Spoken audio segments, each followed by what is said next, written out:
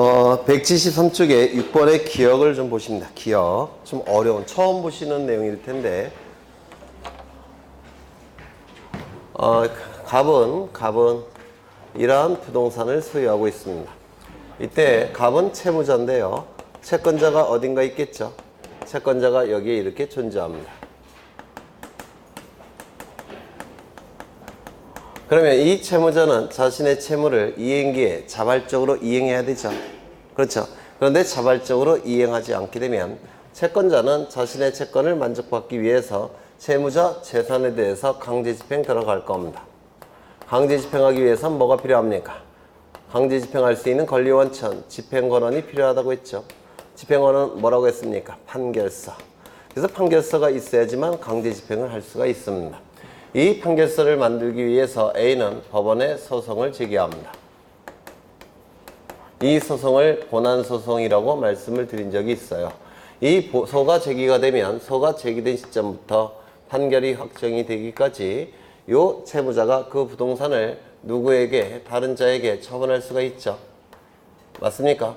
따라서 처분하지 못하도록, 즉 갑이 이 부동산을 계속 가지고 있도록 무엇을 같이 제기한다고 했습니까?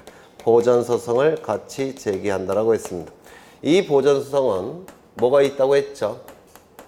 가압류 신청과 처분금지 가처분 신청이 있다고 했죠. 기억나셔요? 이 그림도 정말 많이 그렸죠. 네.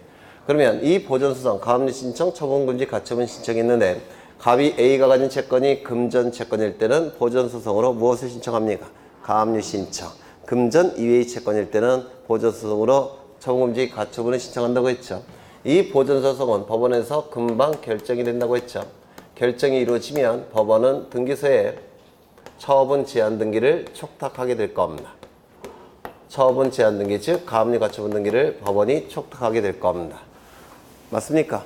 그렇죠. 그런데 문제는 뭐냐면 이 부동산이 미등기인 상태이더라는 겁니다. 미등기 상태라고 한다면 등기소에서는 어떻게 한다고 했습니까? 첫 번째, 먼저 직권으로 보전 등기를 한다라고 했는데 기억나십니까? 그리고 법원의 촉탁에 의한 처분 제한 등기를 실행하게 될 겁니다.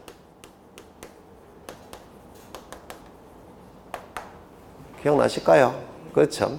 그런데 이 직권에 의한 보전 등기가 이루어질 때 소유자의 신청을 통해서 보전 등기가 이루어졌다면 건축법상의 사용 승인을 받은 다음에 신청하겠죠.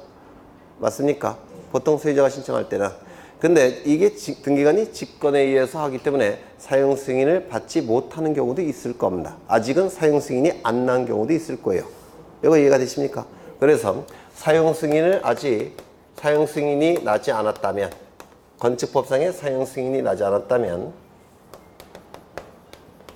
건축법에서 얘기하는 사용 승인이 나지 않았다면, 사용 승인이 나지 않았다는 사실을 공시해야 되겠죠. 그렇지 않습니까? 그래서 사용 승인이 나지 않았다는 사실을 어디에 기록할까요? 표제부에 기록합니다. 사용 승인은 저 건물 자체에 대한 것이니까 표제부에 하게 될 겁니다. 맞습니까? 그 다음에 나중에 사용 승인이 났다면, 건축법상 나중에 사용 승인이 났다면 그때는 어떻게 해야 될까요? 없애야 되겠죠. 표제부에 사용 승인이 나지 않았다는 사실을 기록했다고 했죠. 그런데 나중에 사용 승인을 받았다고 한다면 이거 어떻게 해야 됩니까? 말소시켜야 되겠죠. 따라서 소유권의 등기 명의는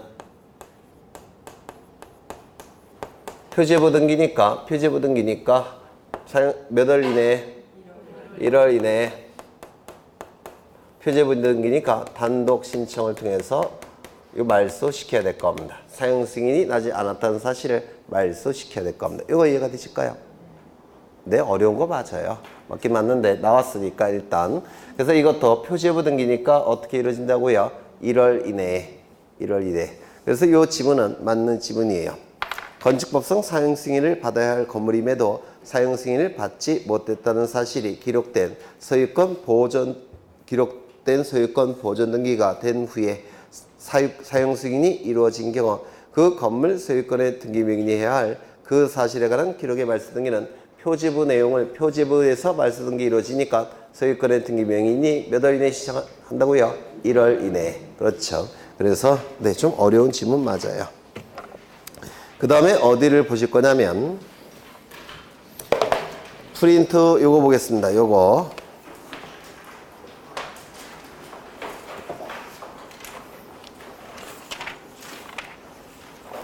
25쪽을 보십니다. 25쪽.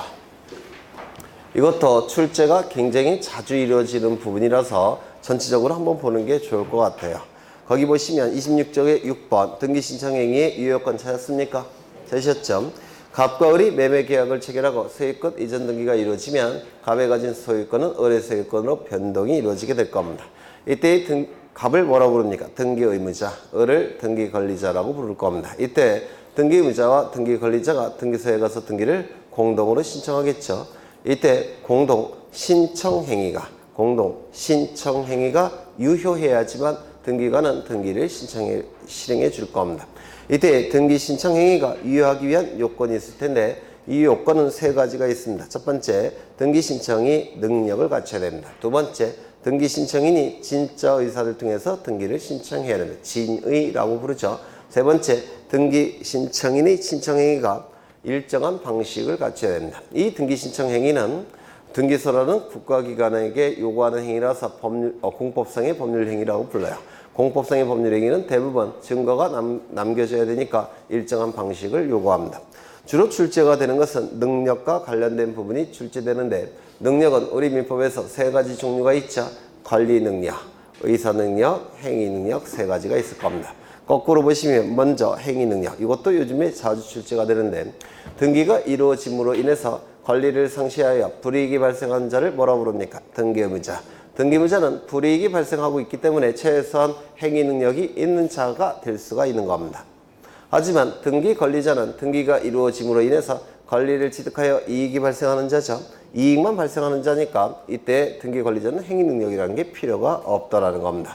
이것 좀 기억해 두실 필요가 있습니다. 그렇다면 단독 신청에 의한 등기는 원칙적으로 등기의무자가 존재하지 않죠. 행위능력이라는 게 있을 필요가 있습니까? 없을 겁니다. 그 다음에 의사능력. 의사능력은 민법에서 하셨겠지만 의사능력, 이건 뭡니까? 뜻과 생각을 판단할 수 있는 능력이 의사능력이에요. 뭐에 대한 뜻과 판단이냐면 권리가 뭔지 의무가 뭔지 뜻과 생각을 할 수 있는 능력이 의사능력이라고 얘기하는데 그러면 의사능력이 없는 자는 등기 신청할 수 있겠습니까? 당연히 없을 겁니다. 유효하지 않습니다. 중요한 것은 권리능력인데요. 우리 민법에서는 권리능력이라고 표현하고 그 다음에 우리 등기법에서는 등기신청 적격 또는 등기신청의 당사자 능력, 등기부에 이름을 올릴 수 있는 등기명인이 될 수 있는 자격 이렇게 표현합니다. 용어만 달리 있을 뿐이에요. 민법에서는 권리능력, 그 다음에 등기법에서는 등기신청 적격, 등기명인이 될 수 있는 자격, 등기신청의 당사자 능력 이렇게 표현하는데 우리 민법에 의하면 권리능력은 사람은 권리능력이 있다 이렇게 규정되어 있죠. 마찬가지로 우리 등기법에서도 사람은 등기신청 적격이 있다, 등기신청의 당사자 능력이 있다, 등기명인이 될 수 있는 자격이 있다 이렇게 표현하는 겁니다. 사람은 등기신청 적격이 있는 겁니다. 사람은 두 가지 종류가 있을 텐데 자연적으로 사람이 된 자, 자연인이 있죠. 어머니 뱃속에 10달 동안 생명체로 존재하다가 자연적으로 출산돼서 사람이 된 자, 이 자를 자연인이라고 불러요. 그렇죠. 두 번째, 일정한 단체에게 법이 인정한 사람이 있죠. 이를 법인이라고 부릅니다. 우리 민법은 사람의 종류를 둘로 구분해요. 자연인, 법인. 그러면 이 자연인과 법인은 사람이니까 등기신청 적격이 인정이 될 겁니다. 맞습니까? 맞죠? 그런데 자연인에서 문제가 되는 자가 둘이 존재하는데 첫 번째 태아. 태아는 사람입니까? 아니죠. 우리 민법과 헌법에서 태아는 사람이 아니라 생명체라고 불러요. 그래서 어머니 뱃속에서 10달 동안 생명체로 있다가 어머니 뱃속에서 전부 노출된 시점, 그 시점이 바로 사람입니다. 발가락까지 다 나온 시점, 이를 전부 노출설이라고 부르는데요. 태아는 사람이 아니에요. 생명체예요. 발가락까지 다 노출됐을 때 그 시점부터 사람입니다. 그렇다면 태아는 등기부에 이름을 올릴 수 있습니까? 없다라고 얘기를 할 겁니다. 외국인은 사람입니까? 아닙니까? 사람이겠죠. 따라서 등기신청 적격이 인정되겠습니까? 인정될 겁니다. 외국 법인, 외국 회사, 얘네도 외국 사람이죠. 등기신청 적격이 인정되겠습니까? 인정이 될 겁니다. 그렇죠. 그 다음에 법인이 문제가 되는데 법인은 사람이죠. 등기신청 적격이 있을 겁니다.